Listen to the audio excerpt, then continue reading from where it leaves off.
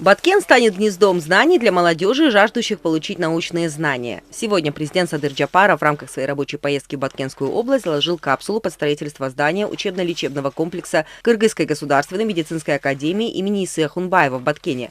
Глава государства, выступая перед местным населением, отметил важность и значимость события для соотечественников, проживающих в Баткенской области. Дорогие соотечественники, такие комплексы необходимо построить по всему Кыргызстану. Наряду с улучшением инфраструктуры наших регионов мы должны заботиться и о здоровье наших граждан. Даст Бог, в каждой области будут подобные студенческие городки. Придерживаясь этой цели, мы начинаем с Баткенской области как самой молодой. Прежде всего, одной из главных задач данного комплекса будет забота о здоровье местного населения и подготовка специалистов.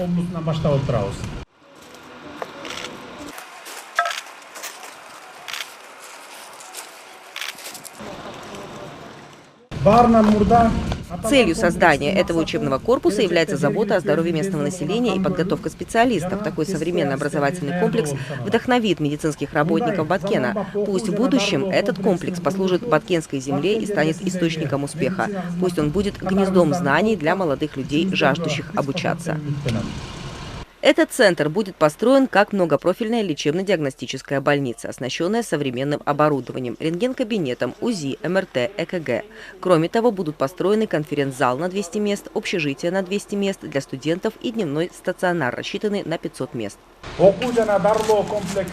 По завершении строительства учебно-лечебного комплекса будет трудоустроено 90 медицинских специалистов. Ориентировочная стоимость проекта, финансируемого за счет бюджета КГМА, составляет 603,5 миллиона сомов. На строительство общежития иностранными инвесторами выделено почти 93 миллиона сомов. Кроме того, стоит задача оснастить комплекс современными медицинскими аппаратами на 100 миллионов сомов.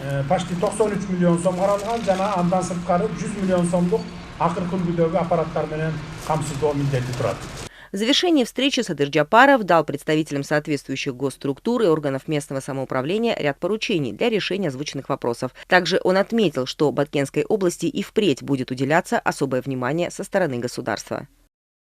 Юлия Ценко, Альбина Айбекова, Инна Тергешева, ЛТР Бишкек.